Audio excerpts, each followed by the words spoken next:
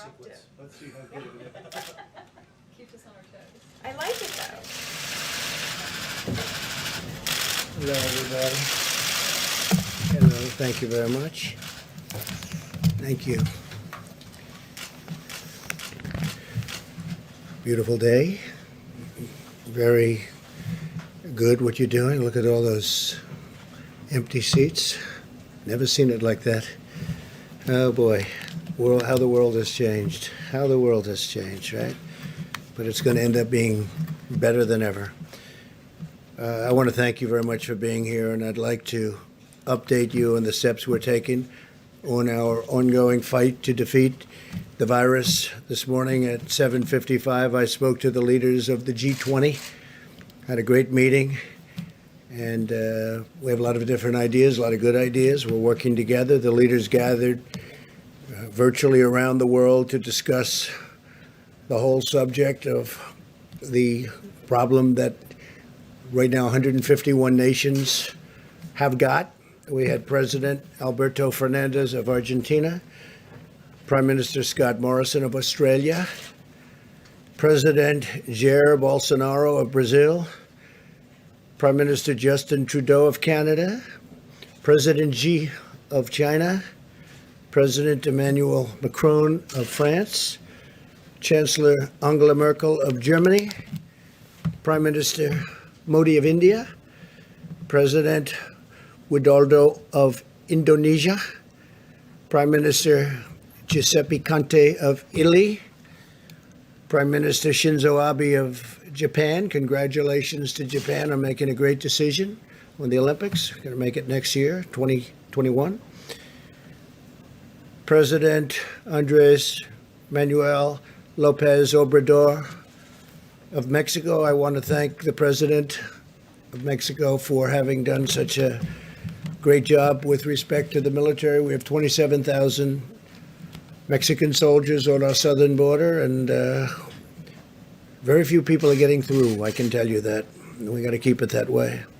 And we have a great relationship with Mexico now. President Putin of Russia, King Salman of Saudi Arabia, President Ramaphosa of South Africa, President Moon of, as you know, a country that we spend a lot of time in, South Korea. We're working very hard on that.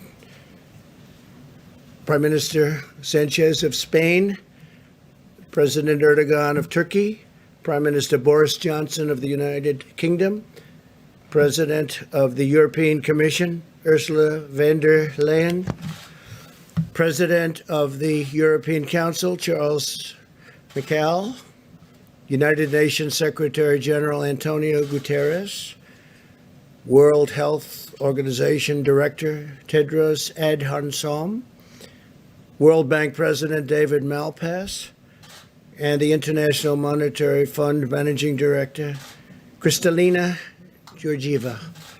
So that's a big group, but it's a great group. It's and they were all there, every one of them, and we talked about the problem, and hopefully it won't be a problem for too much longer. The United States is working with our friends and partners around the world to stop the spread of the virus and coordinate our efforts. We discussed how vitally important it is for all of our nations to immediately share information and data, and we've been doing that to a large extent, but we'll do it even more so, and to inform our, I guess you could say, inform each of us on the fight that we've got going one way or the other. It's a little bit different, but we're handling it a little bit in different ways. But there is great uniformity, I think. It was a terrific meeting, tremendous spirit among all of those countries. You had 20 countries plus the other people that I mentioned, and tremendous spirit to get this over with. After the meeting with the world leaders, I spoke with the governors of our 50 states and territories. Our team has been in constant communication with the governors, and we had a terrific meeting. Somebody in the fake news said that one of the governors said, "Oh, we need Tom Brady." I said, "Yeah." He meant that in a positive way. He said, "We need Tom Brady.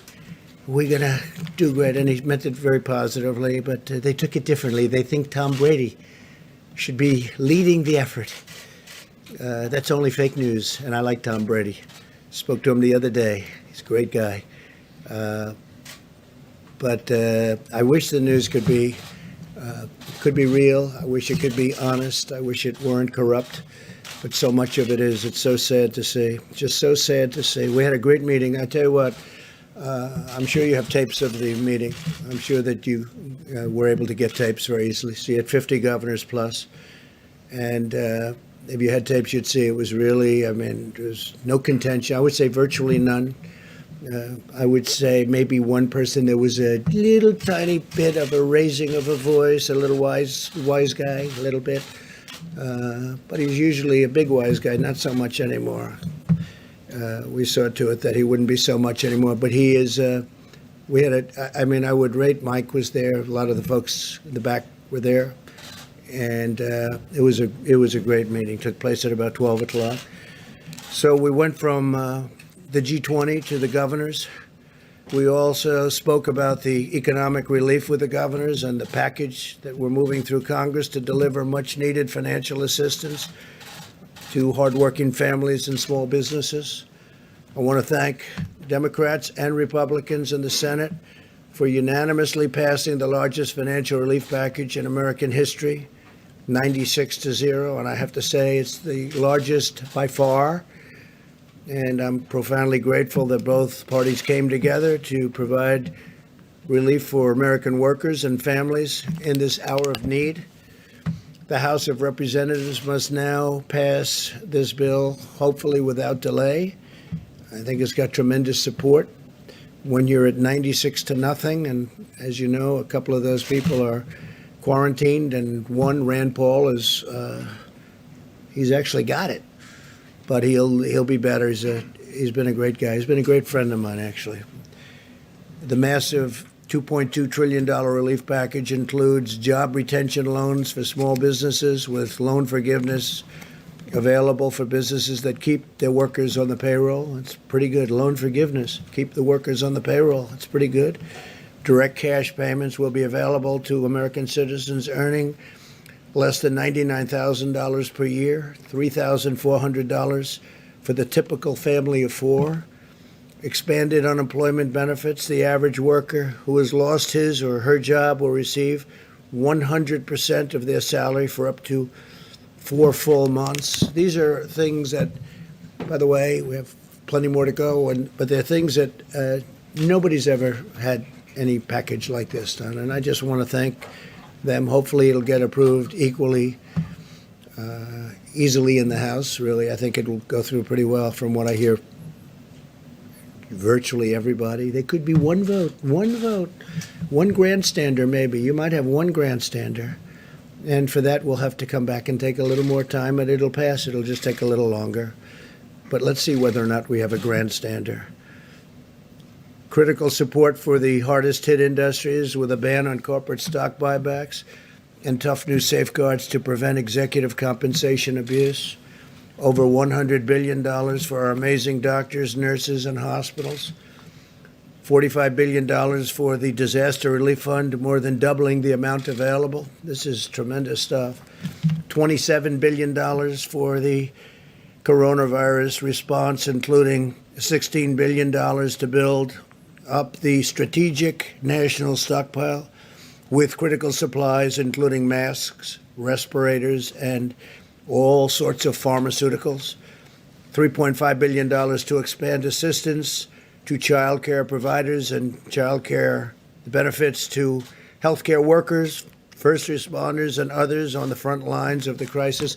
And these are really brave, incredible people, I have to say. And some of them are getting sick, and some of them are getting very sick, and some of them don't even recover. They're incredible people. $1 billion for Defense Production Act procurement. We are, as you know, using the act, but we use it only when necessary. We use it as leverage. We generally don't have to use it to accomplish what we want to accomplish. As of today, FEMA has shipped over 9 million N95 masks, 20 million face masks, 3.1 million face shields, nearly 6,000 ventilators, 2.6 million gowns, 14.6 million gloves, and we're sending more every day, and we've got tremendous amounts of equipment coming in. A lot of great companies are making equipment right now. The ventilators, obviously, they take a little longer to make, but we have a lot of companies making them, and we're going to be in great shape. We took over an empty shelf. We took over a very depleted place in a lot of ways. As you know, the testing is going very, very well, and that was obsolete and broken, and we fixed it, and it's been going really good. And I think, very importantly, the stockpile, we're really filling it up, and we fill it up rapidly, but we get it out. Sometimes we have it sent directly to the states instead. And again, the state has to be doing this kind of a thing also. We're sort of we look from behind a little bit, and we look at how are they doing, and if they need help, we do it. But it's their first responsibility. Sometimes they just can't get it. But we load it up and we send it out. But if we can, we have it sent directly to the state. We want it to go directly to the point where we want it. I can now announce something that I think is incredible, what they've done in the Navy, because the incredible naval hospital ship, the USNS Comfort, which is incredible, actually, when you see it inside, will be underway to New York City on Saturday. So it's going to be leaving on Saturday rather than 3 weeks from now. They did the maintenance quickly, and it was going to be there for quite a while longer, another 3 or 4 weeks, and it should be arriving. I told the governor 20 minutes ago, Governor Cuomo, that the ship will be arriving at New York Harbor on Monday. I think I'm going to go out and I'll kiss it goodbye. I'll go to, it's in Virginia, as you know, and I will go and we'll be waving together because I suspect the media will be following. John, are you going to be following? Maybe. You never know, huh? Comfort, sir, it's a very important vessel. Great ship. It's a great vessel, is right. So if you want to go, I'll see you there, and if you don't, that's okay.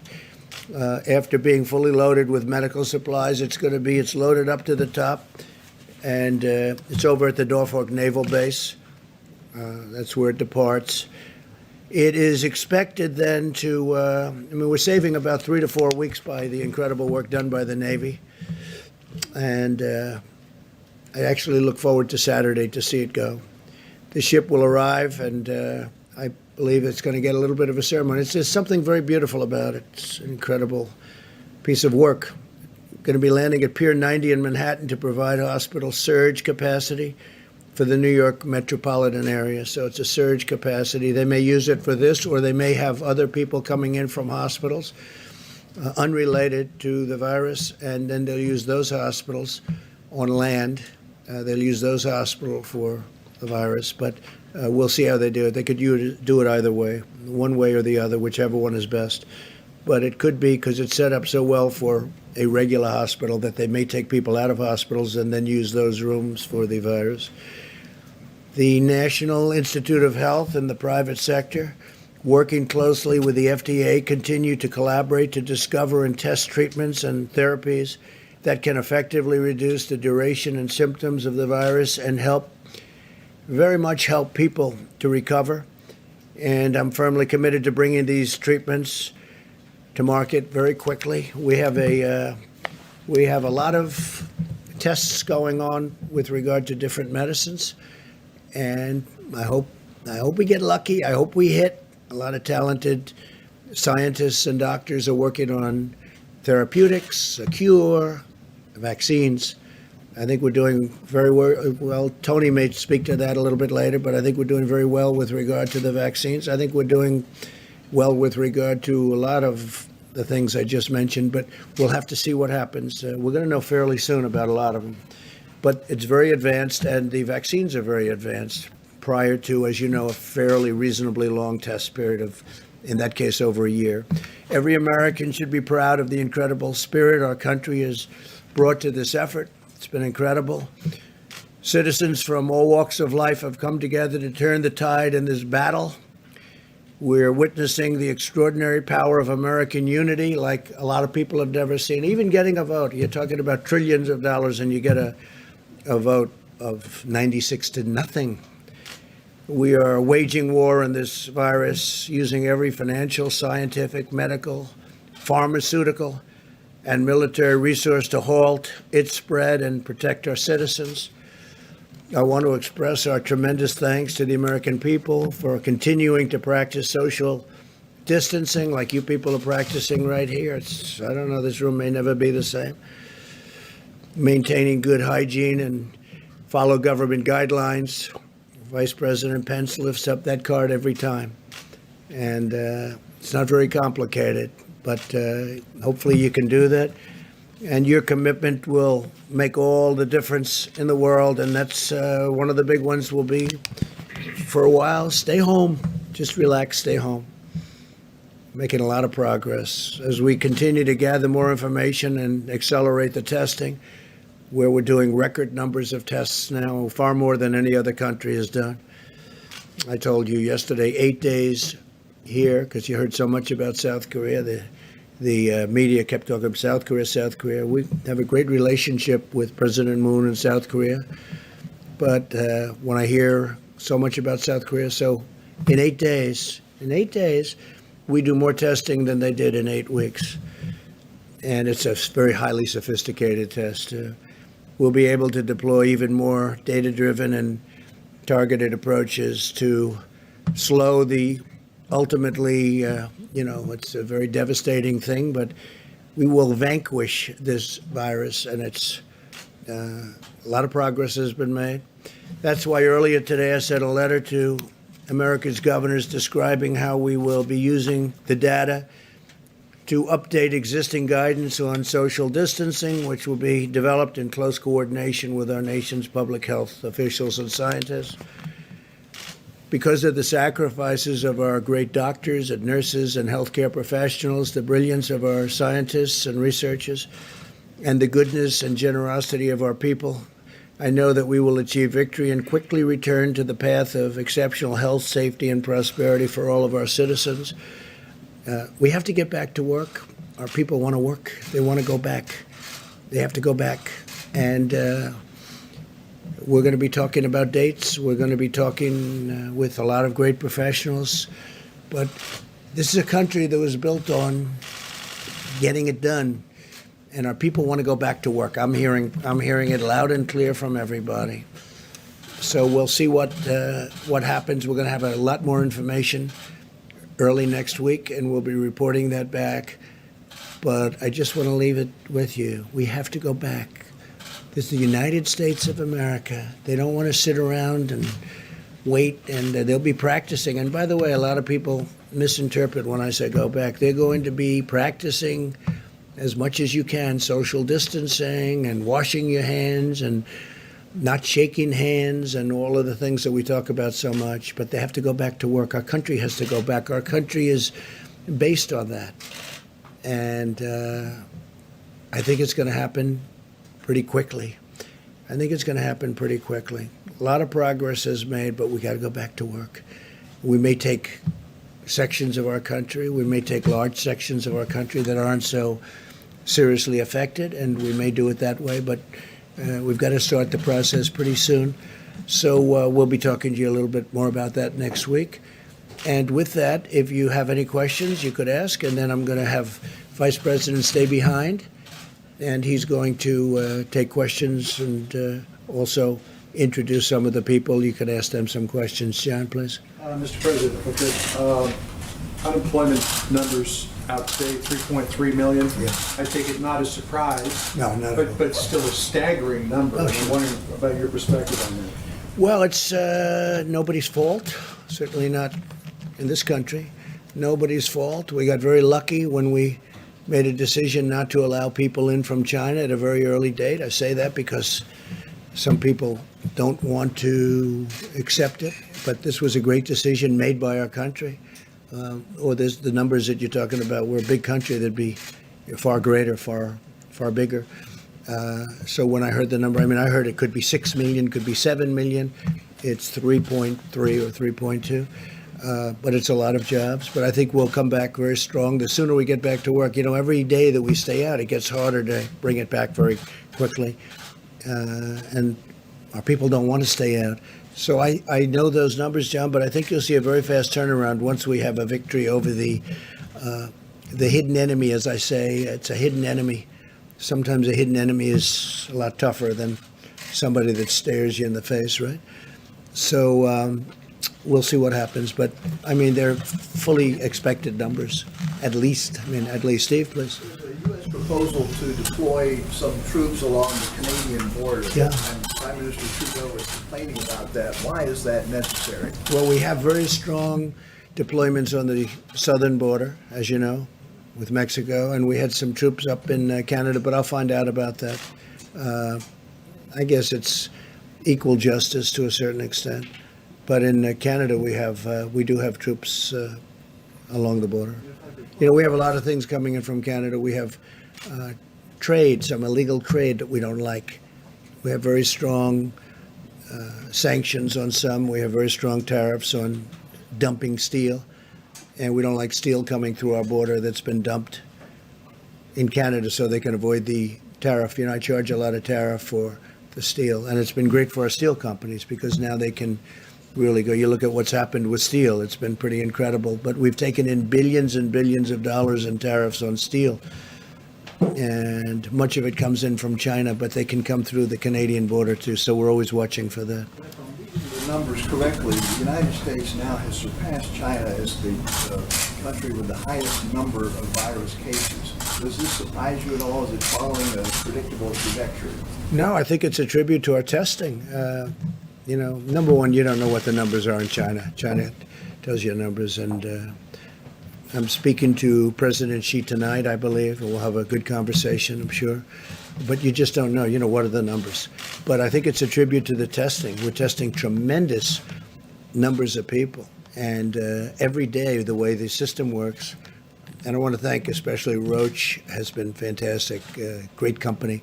They've done a tremendous amount. Deborah was telling me before that they've really stepped up to the plate and done great, as have other of the companies, but it seems that they're really doing it particularly well.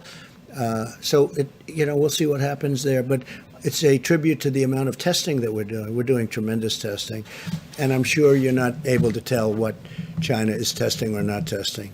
I think that's a little hard. Yeah, Mr. President, on the 3.3 jobless claims, you just suggested it could 6 to 7 million.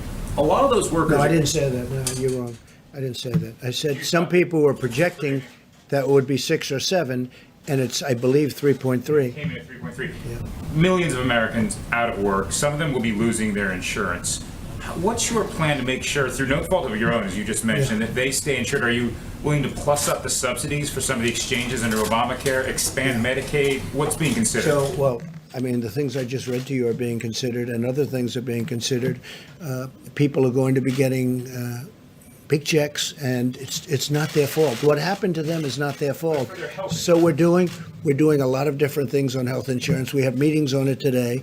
We're taking care of our people. This is not their fault, what happened, and we're taking care. We're starting off by sending them very big checks. I think for a family of 4, it's about $3,000. And we're taking care of our people. We're taking care of our workers. This was not, as I say, this was not a financial crisis. This was a health crisis, a medical crisis. We're going to take care of our people. Please. Yeah.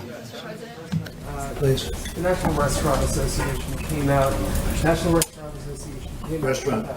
a survey this morning saying that 3% of all restaurants in this country have shuttered for good in the past 3 weeks. And the projection is that 11% more are going to close in the next 30 days. So what do you say to a restaurant owner who is looking at his sheets and thinks he has to close within the next 30 days? Well, I know the business very well. I understand the restaurant business. It's a very delicate business. It's a business that it's not easy. I always say in a restaurant business, you can serve 30 great meals to a person or a family, and they love it. One bad meal, number 31, they never come back again. It's a very tough business, but they're great people that run restaurants. And I've heard 3% could be lost, and you could go as high as 10 or 11%, but they'll all come back in one form or another. It might be a different restaurant, but it's going to be a great business for a lot of people. And we're making it easy for people to look what we're doing in terms of loans, what we're doing in terms of salaries. They'll all come back. It may not be the same restaurant, may not be the same ownership, but they'll all be back. Yes, sir, please.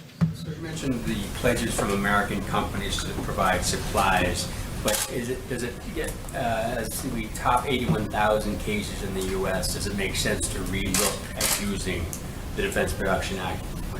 Well, I talked about the Defense Production Act a lot, and I've enacted it. I have it. I can do it with a pen. And we have actually used it on 2 minor occasions, and then we could withdraw it. But for the most part, the companies, we don't need it. We say, we need this, and they say, don't bother, we're going to do it. I mean, we're dealing with Ford, General Motors, 3M. We're dealing with great companies. They want to do this. They want to do this. They're doing things that frankly, they don't need somebody to walk over there with a hammer and say, do it. They are getting it done. They're making tremendous amounts of equipment, tremendous amounts. And when this is over, we're going to be fully stockpiled, which they would have never been, except for a circumstance. This was something that nobody has ever thought could happen to this country. I'm not even blaming. Look, we inherited a broken situation, but I don't totally blame the people that were before me and this administration. Nobody would have ever thought a thing like this could have happened. But the Production Act, Defense Production Act, is a wonderful thing, but I just haven't had to use it. They know it's activated. They know I can use it. Maybe that frightens them a little bit. It's got tremendous power, but I haven't had to. Please. Thank you, sir. A question for me, and then another question, if you'll let me, for some of my colleagues who are social distancing. Where are they? They're all outside trying to get in, I know. The first question has to do with cruise liners like Carnival and Royal Yeah. Caribbean. They want this relief aid, but they're worried that because they offshored to places like Panama and Liberia, they might not qualify. Senator Hawley has said that they should move back to the United States before they get a check. Do you agree? Should they pay U.S. taxes to get U.S. taxpayer relief?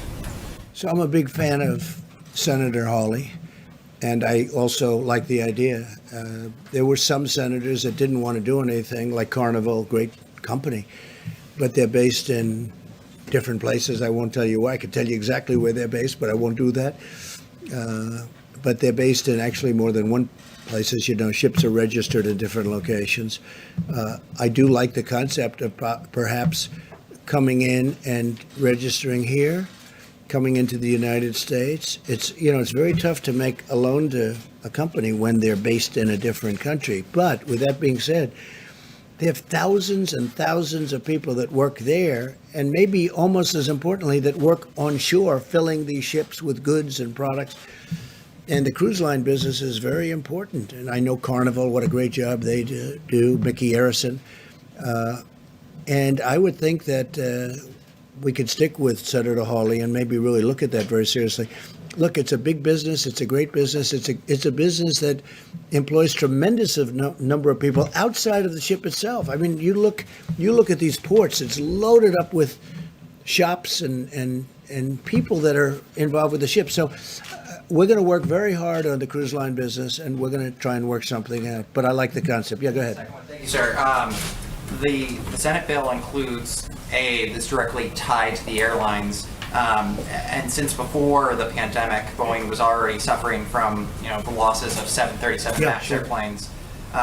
Do you think it's appropriate to use this legislation to sort of provide them with $17 billion of aid on top of $25 billion that they could qualify for as a passenger airline, and then another $4 billion that they could qualify for as a cargo airline? Is that fair? So the airline business is a very tough business. Over many years, it's been very, very tough.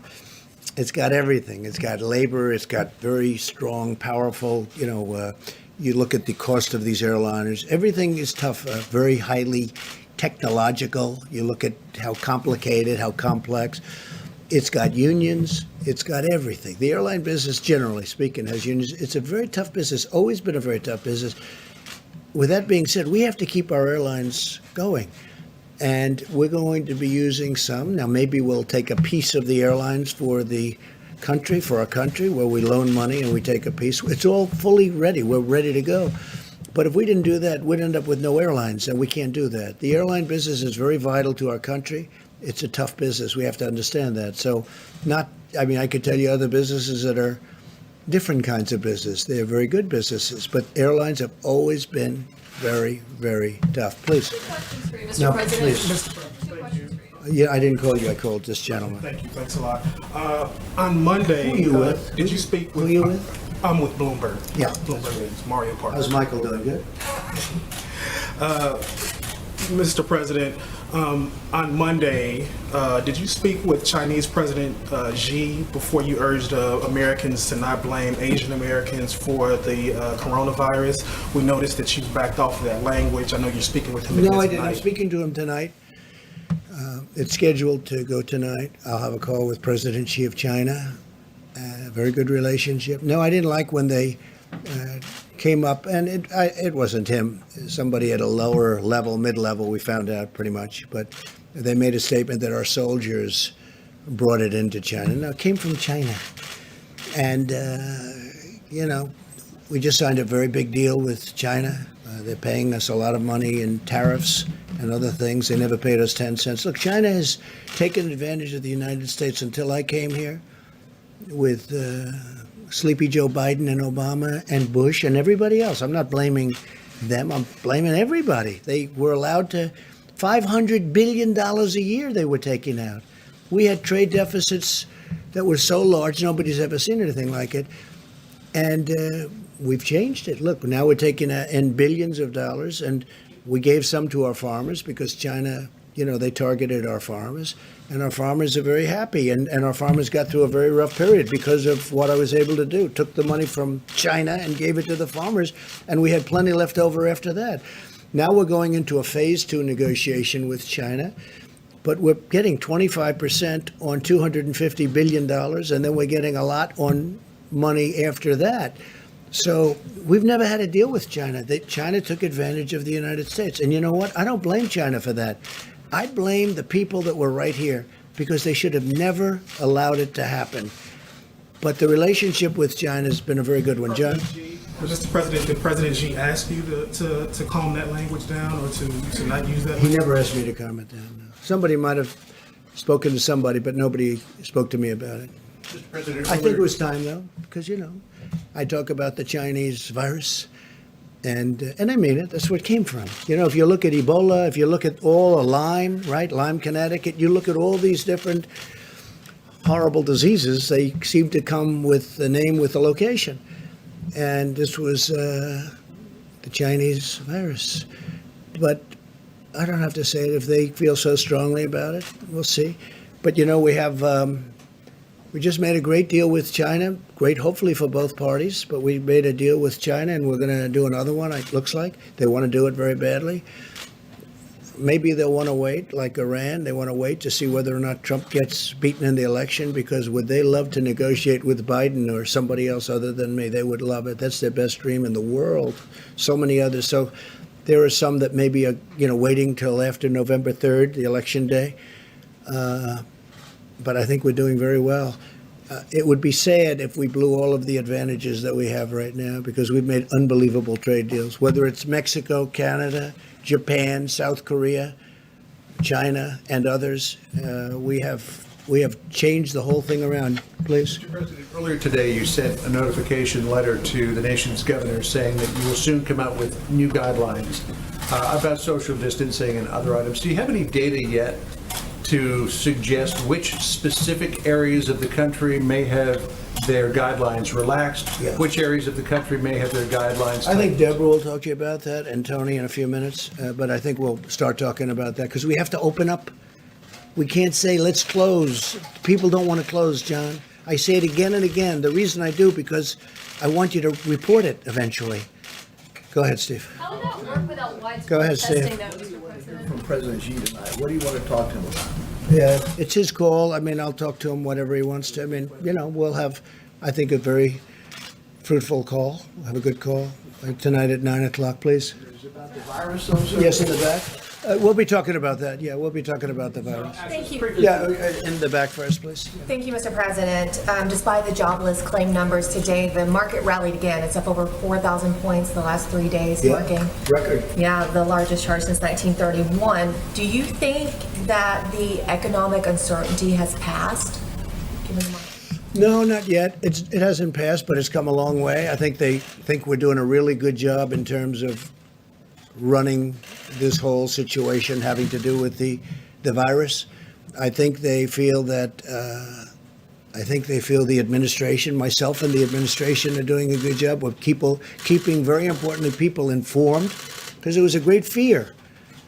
And a lot of good things are happening. The mortality rate is in my opinion, you'll have to speak to Deborah, Tony, all of the others, but in my opinion, it's way, way down.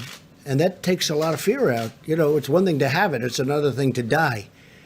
You know, when I first got involved, I was being told numbers that were much, much higher than the number that seems to be. And remember that people that have it, many people have it. I just spoke to 2 people. They had it. They never went to a doctor.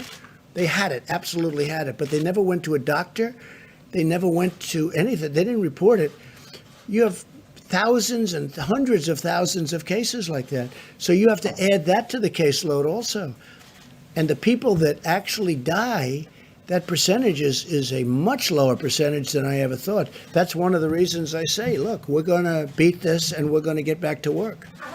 Yes, please. More news from your administration today. The DOJ announced charges against Nicolas Maduro for drug trafficking. They've designated him as a narco-terrorist. It's also expected that Venezuela is going to get hit really hard by the coronavirus. Does the administration see this as a weak point for the Maduro regime? No, we don't look at a weak point. This is a serious problem for over 150 nations, the virus. I would say this, Maduro and Venezuela, we're watching it very closely. We'll see what happens. But that is correct. Those charges were made. Please. You said a moment ago that you used the Defense Production Act on 2 minor occasions. Yeah. What were those occasions? We will give you that notification. We'll let you know. Okay? Can I follow up on John's question about The concept of not shaking hands, he was saying that the flu would cut down, the regular flu would be cut down by quite a bit if we didn't do that, if we didn't shake hands. You know, the regular flu, of which, you know, you have a lot of deaths and a lot of problems with that too. So I think a lot of great things are going to, when we're open, just to finish, when we're open, as soon as we open, that doesn't mean you're going to stop with the guidelines. You'll still try and distance yourself, maybe not to the same extent because you have to lead a life. But I think the time is coming. How about one more question? Go ahead, in the back, please. Thank you very much, Mr. Go ahead, President. please. I also have 2 questions because I'm asking on behalf of foreign press as well. So one domestic question, one international. Domestically, you just tweeted the other day saying that it's very important that we totally protect Asian Americans. Yes, I do. Very important to me. But still millions. Very important to me. We have to protect our Asian Americans. It's a very important. That was a very important tweet to me because I didn't like things that I was hearing. Please go ahead. Well, what's the concrete measure that you're taking to combat the hate crimes against Asians? Well, I don't know. All I know is this. Asian Americans in our country are doing fantastically well. I'm very close to them, as you know, and they're doing fantastically well, and I think they appreciate the job we're doing. But I did want to put that statement out, the social media statement, because to me, Asian Americans are a great part of our country. Thank you all very much. We'll see you soon. Thank you. I have 2 questions for you, Mr. President. On your guidance for county by county, how would that work, Mr. President? Will people be able to go from county to county if it's high risk and low risk? Well, good afternoon, everyone. The White House Coronavirus Task Force met today. We continue to move out on President Trump's directive to slow the spread with mitigation, to advance and expand testing across the country, and to work on the critical supplies that our healthcare workers in our nation needs. Today, the President convened the nation's governors, all of the states and territories, and reiterated to them that with FEMA in the lead, our approach is, our response to the coronavirus in this country is locally executed, healthcare workers, local public health officials. It is state managed, and it is federally supported. We took the opportunity to thank all of the governors across the country, our states and territories, for their incredible leadership and the partnership they've forged with this administration. We were able to confirm that 10 major disaster declarations have been issued, most recently to New Jersey, North Carolina, Florida, Texas, and Illinois. We spoke to them about the importance of the economic recovery legislation that will come before the House of Representatives, we believe, tomorrow midday. And we're grateful for their efforts in working for that unanimous bipartisan vote in the United States Senate last night. In addition to direct payments for American families, the average family of 4 will receive a direct payment of some $3,400. They'll also receive payroll report. Many of the small businesses, even those restaurants that you just spoke about, will now be able to keep people on the payroll for a period of months, even if the restaurant or the business is not open. With the governors, though, we talked about the $150 billion in direct aid to the states, $100 billion in direct assistance to hospitals, and of course, the expansion of unemployment benefits to make sure that our states have the resources to meet the challenges that were so evident in those unemployment numbers this morning. On the subject of testing, pleased to report the testing is available in all 50 states. And in partnership with commercial labs across America, this morning we received word that 552,000 tests have been performed and completed all across the United States. We want to thank the American Hospital Association and hospitals across the country that are just now beginning to report in a fulsome way the results of those tests. And when the president signs the law tomorrow, it'll actually be required by law.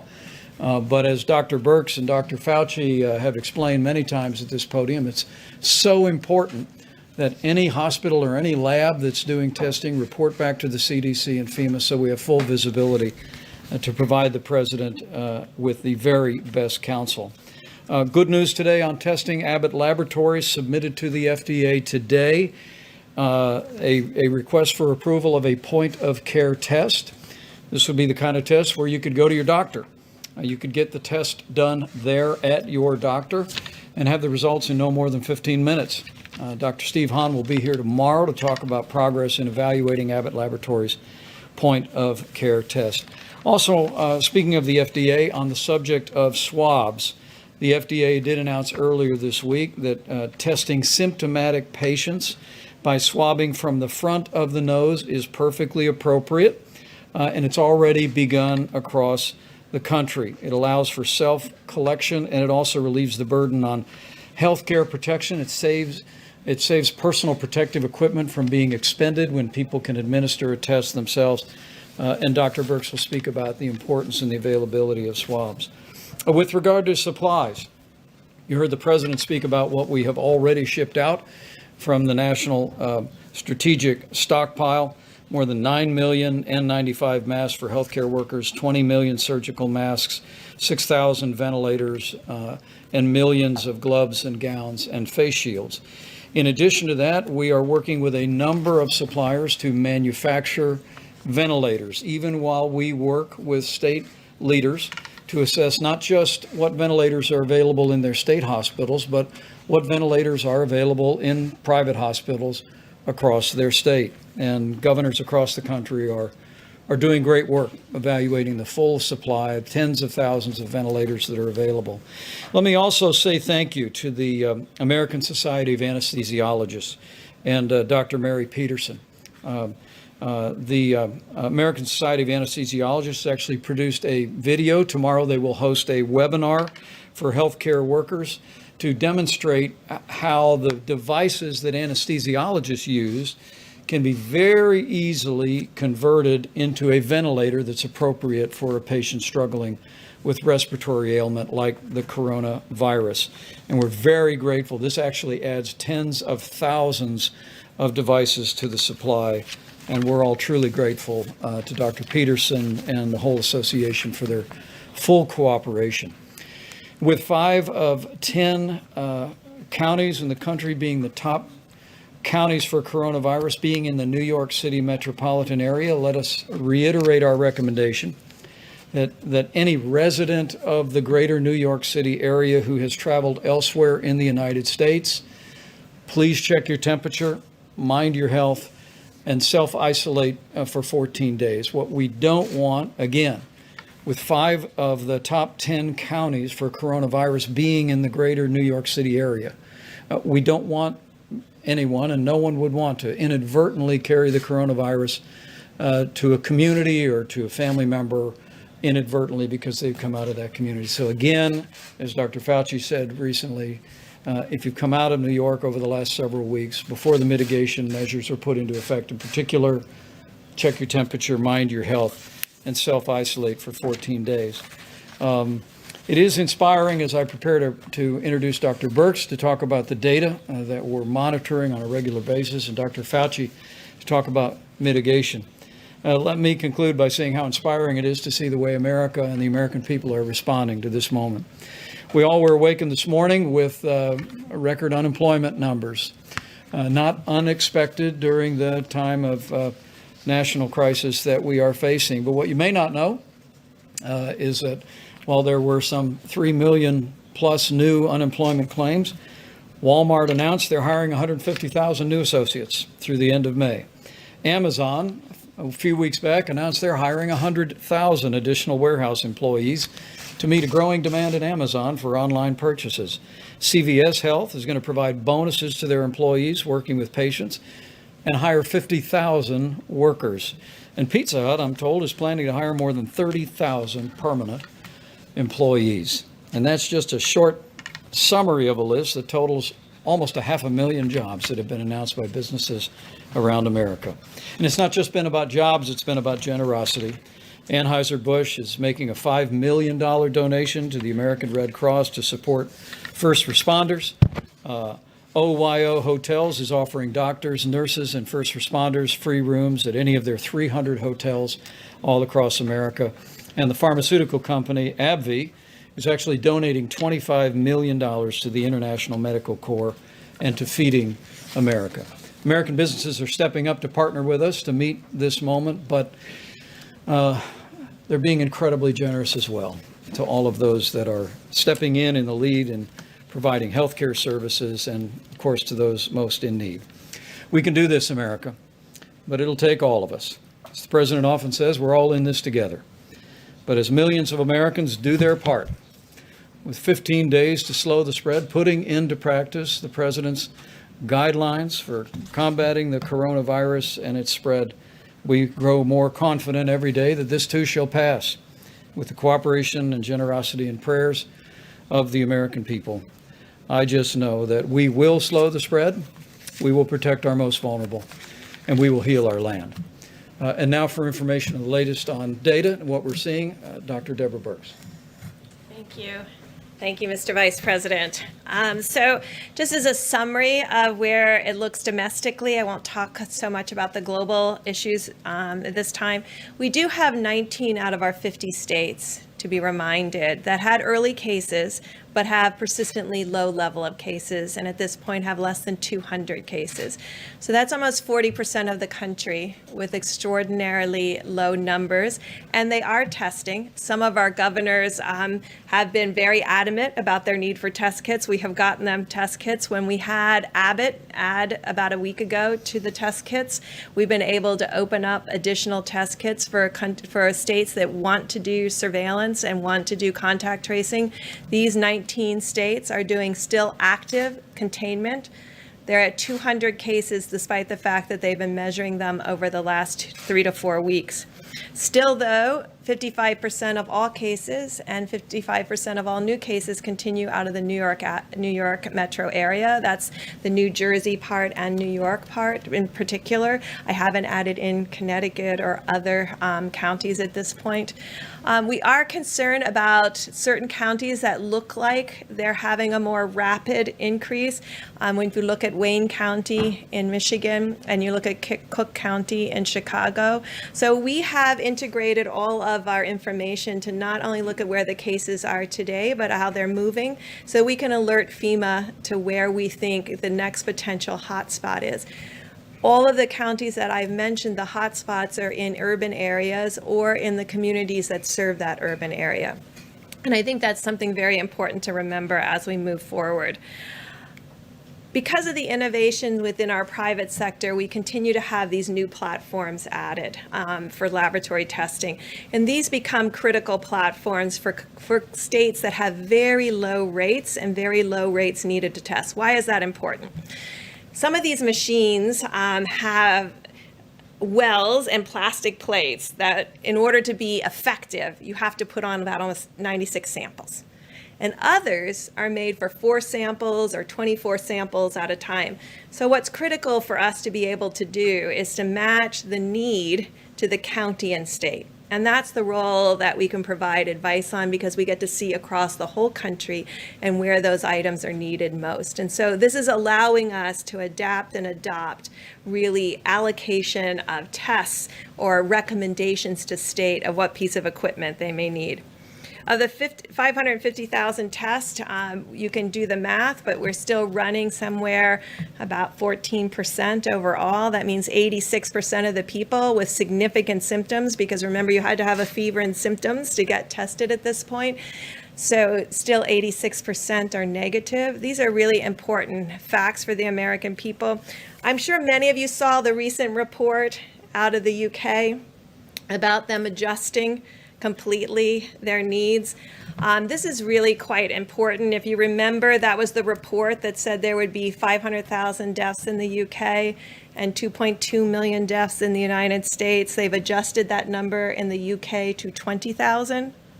So 500,000 to 20,000. We're looking into this in great detail to understand that adjustment. I'm going to say something that's a little bit complicated, but I'm going to try to do it in a way that we can all understand it together. In the model, either you have to have a large group of people who are asymptomatic, who've never presented for any test, in order to have the kind of numbers that were predicted. To get to 60 million people infected, or of 6 million people infected, you have to have a large group of asymptomatics, because in no country to date have we seen an attack rate over 1 in 1,000. So either we're only measuring the tip of the iceberg of the symptomatic cases, and underneath it are a large group of people. So we're working very hard to get that antibody test, because that's a good way to figure out who are all these people under here and do they exist. Or we have the transmission completely wrong. So these are the things we're looking at, because the predictions of the models don't match the reality on the ground in either China, South Korea, or Italy. We are about 5 times the size of Italy. So if we were Italy and you did all those divisions, Italy should have close to 400,000 deaths. They're not close to achieving that. So these are the kinds of things we're trying to understand. Models are models. We're adapting now to the reality. There's enough data now of the real experience with the coronavirus on the ground to really make these predictions much more sound. So when people start talking about 20% of a population getting infected, it's very scary. But we don't have data that matches that based on the experience. And then finally, the situation about ventilators. We were reassured in meeting with our colleagues in New York that there are still ICU beds remaining, and there's still significant over 1,000 or 2,000 ventilators that have not been utilized yet. Please, for the reassurance of people around the world, to wake up this morning and look at people talking about creating DNR situations, do not resuscitate situations for patients. There is no situation in the United States right now that warrants that kind of discussion. You can be thinking about it in a hospital. Certainly many hospitals talk about this on a daily basis.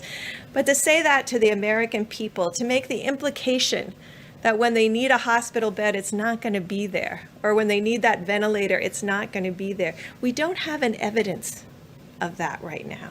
And it's our job collectively to assure the American people that it's our collective job to make sure that doesn't happen. Right now, you can see these cases are concentrated in highly urban areas. There are other parts of the states that have lots of ventilators in other parts of New York State that don't have any infections right now. So we can be creative, we can meet the need by being responsive. But there's no model right now, I mean, no reality on the ground where we can see that 60 to 70% of Americans are going to get infected in the next 8 to 12 weeks. I just want to be clear about that. So we're adapting to the reality on the ground. We're looking at the models of how they can inform, but we also are learning very clearly from South Korea and from Italy and from Spain. Just a final, because I know many of you will look up my numbers. The only people who are over really 1 in 1,000 cases are people that have very small populations like Monaco and Liechtenstein. So you will see a different number coming from when your population is really tiny. One case can put you over 1 to 1,000 or 2 to 1,000. Thank you. Good. We'll do questions in a moment. Dr. Thompson. Thank you, Mr. Vice President. I'm going to change the topic just a little bit because there was a questions that came up and I've been asked about this on a couple of media interactions regarding the interventions that we're talking about. And it's important because it's about something that I said yesterday about what we would likely see. Whenever you put the clamps down and shut things down, you do it for two reasons. You do it to prevent the further spread, as we call mitigation, but you also do it to buy yourself time to get better prepared for what might be a rebound. It may be a rebound that we get things really under control, and then you pull back, which ultimately we're going to have to do. Everybody in the world is going to have to do that. You're either going to get a rebound or it might cycle into the next season. So what are we going to do to prepare ourselves for that? One of the most important things is one that I mentioned several times from this podium, and that is to clarify a bit about the timeline for vaccines. And would that have any real impact on what we would call a rebound or what we would call a cycling in the season? Certainly, for sure, a vaccine is not going to help us now, next month, the month after. But as I mentioned to you, we went into a phase 1 trial, and I keep referring to one vaccine. There's more than one. There's a couple of handfuls of vaccines at different stages of development, but they're all following the same course. And the course is you first go into a phase 1 trial to see if it's safe, and you have very few people, 45 people within a certain age group, all healthy, none at really any great risk of getting infected. And the reason you do that, because you want to make sure that it's safe. Then the next thing you do, and that takes about 3 months, easily, maybe more. So that's going to bring us into the beginning or middle of the summer. Then you go to a phase 2 trial, or what we say 2-3, which means we're going to put a lot of people in there. Now, we hope that there aren't a lot of people getting infected, but it is likely there will be somewhere in the world where that's going on. So it's likely that we will get what's called an efficacy signal, and we will know whether or not it actually works. If in fact it does, we hope to rush it to be able to have some impact on recycling in the next season. And like I said, that could be a year to a year and a half. I'm not changing any of the dates that I mentioned. But one of the things that we are going to do that you need to understand that has been a stumbling block for previous development of vaccines, and that is even before you know something works, at risk, you have to start producing it. Because once you know it works, you can't say, great, it works. Now, give me another 6 months to produce it. So we're working with a variety of companies to take that risk. We didn't take it with Zika. That's why, we have a nice Zika vaccine, but we don't have enough to do it because there's no Zika around. Same with SARS. So that's one of the things we're really going to push on, is to be able to have it ready if, in fact, it works. Now, the issue of safety, something that I want to make sure the American public understand. It's not only safety when you inject somebody and they get maybe an idiosyncratic reaction, they get a little allergic reaction, they get pain. There's safety associated. Does the vaccine make you worse? And there are diseases in which you vaccinate someone, they get infected with what you're trying to protect them with, and you actually enhance the infection. You can get a good feel for that in animal models. So that's going to be interspersed at the same time that we're testing. We're going to try and make sure we don't have enhancement. So the worst possible thing you could do is vaccinate somebody to prevent infection and actually make them worse. Next, and finally, with regard, I'll get to your question. Finally, with regard to therapies, I mean, we keep getting asked about therapies. There's a whole menu of therapies that are going into clinical trial. As I've told you all, and I'll repeat it again, the best way to get the best drug as quickly as possible is to do a randomized controlled trial so that you know, is it safe and is it effective? If it's not effective, get it off the board and go to the next thing. If it is effective, get it out to the people that need it. So you're going to be hearing over the next month or more about different drugs that are going to go into these randomized controlled trials.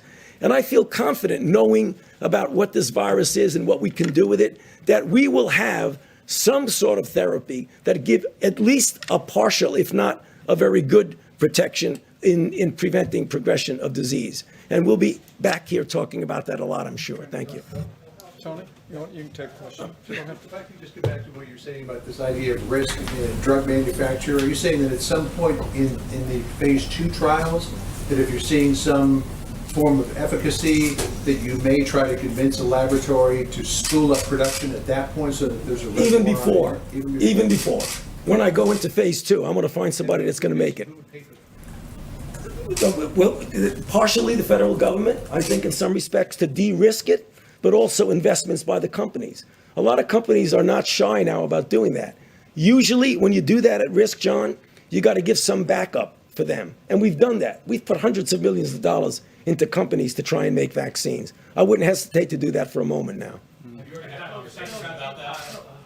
On the county issue, talk about having low risk, medium risk, and high risk counties. Or for Dr. Burks. But there's no domestic travel restrictions. What's to prevent somebody from a high-risk county going to a low-risk county? Don't you risk creating a patchwork system, allowing more cases to slip through the cracks and the virus to spread in other areas of the country? I think this is a very important concept, and it's why we've really worked on messaging to the American people about these 15 days to stop the spread. Because part of this will be the need to have highly responsible behavior between counties. And I think the American people can understand that they will understand where the virus is because we'll have the testing data and where it isn't, and make sure that they're taking appropriate precautions as they move in and out of spaces. I think this will be critical for our future as we work together to really understand where the virus is and where it isn't in real time. Dr. Burks, sort of your modeling, everyone's talking about this Neil Ferguson study out of Imperial and how the modeling's changed.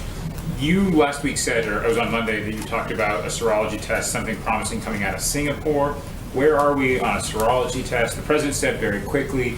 And then is that what you need to do some sort of community survey so you can get to some of these X and Z's so you can figure this all out? So we're talking to CDC right now. They are extraordinary in outbreaks and contact tracing. So they are going to be the workforce behind any new strategy that looks at counties that need to completely move into containment and surveillance and contact tracing.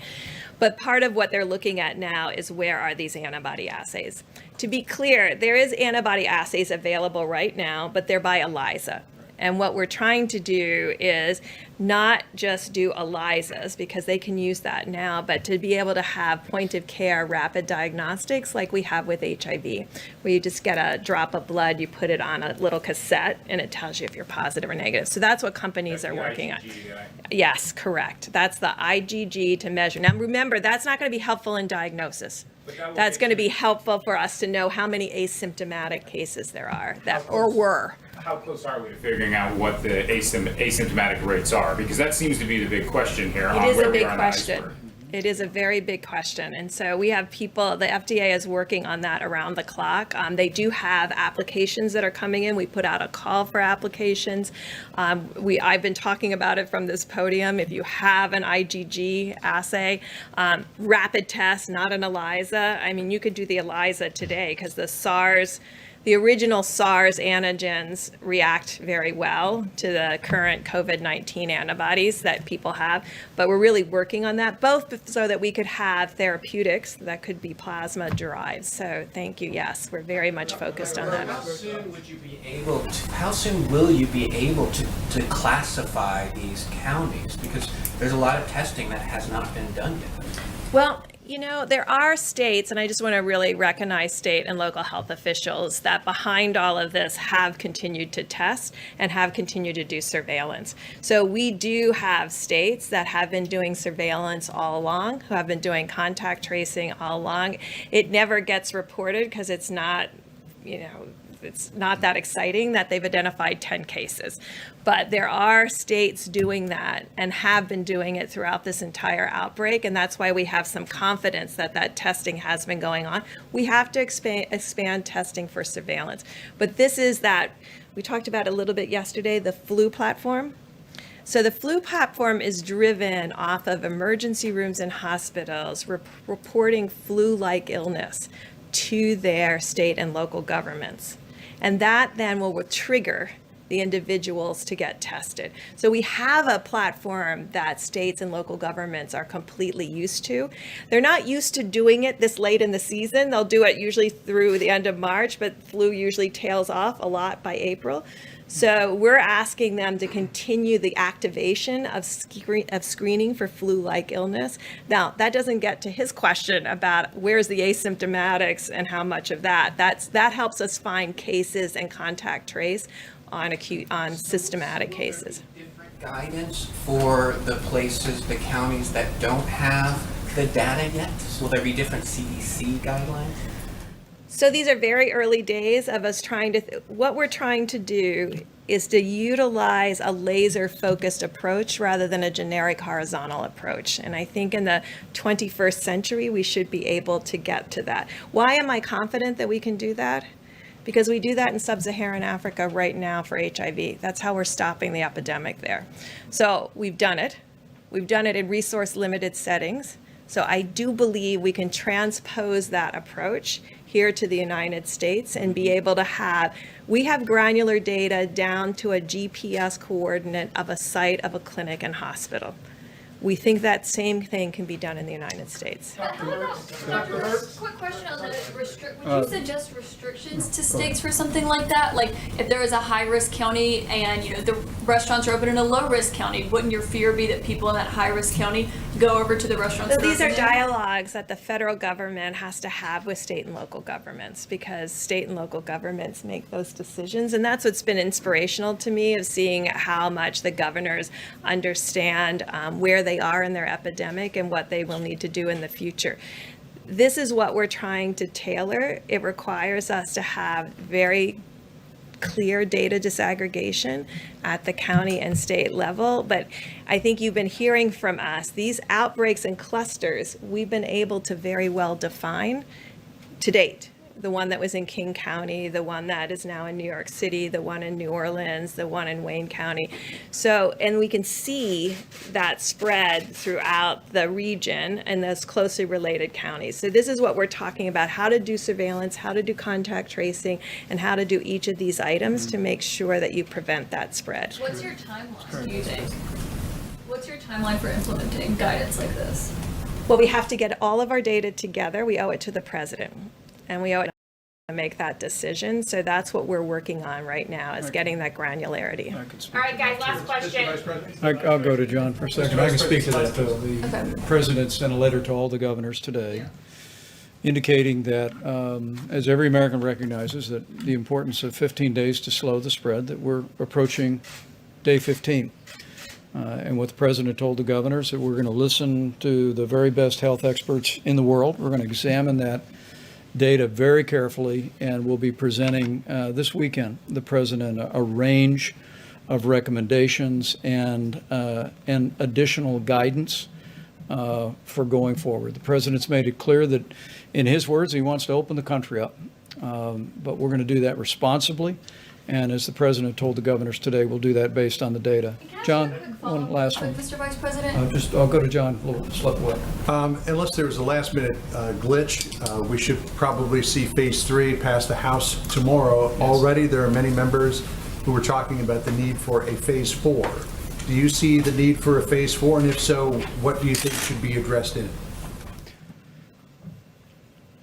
Well, first, let me just say again how grateful the president and I know governors across the country are, for the extraordinary bipartisan work that's been done on Capitol Hill. not just in the bill that will be taken up by the House of Representatives tomorrow, but in legislation last week that extended paid family leave, free coronavirus testing to every American, made sure that all the agencies at every level of the federal government had the resources to meet this moment. It's really been a very inspiring time. But what the president's made clear to our governors, we're going to do whatever it takes. And already we're hearing from some governors about the need for additional resources. And we will evaluate those very carefully. And I think the Secretary of the Treasury has already indicated, and congressional leadership has already indicated a willingness to remain open to that. The American people know we're all in this together. And the unity that you see on Capitol Hill, the unity that this president has marshaled among governors all across this country in our states and territories will continue to drive forward. We're going to make sure the people on the front lines are our healthcare workers, the people that are serving them, make sure our state governments, make sure every agency of the federal government have everything we need to put the health of America first. We'll see you back here tomorrow. Thank you all. From you, Mr. Vice President? Who's the wise guy? I just have a clarification. The president says the DPA has been used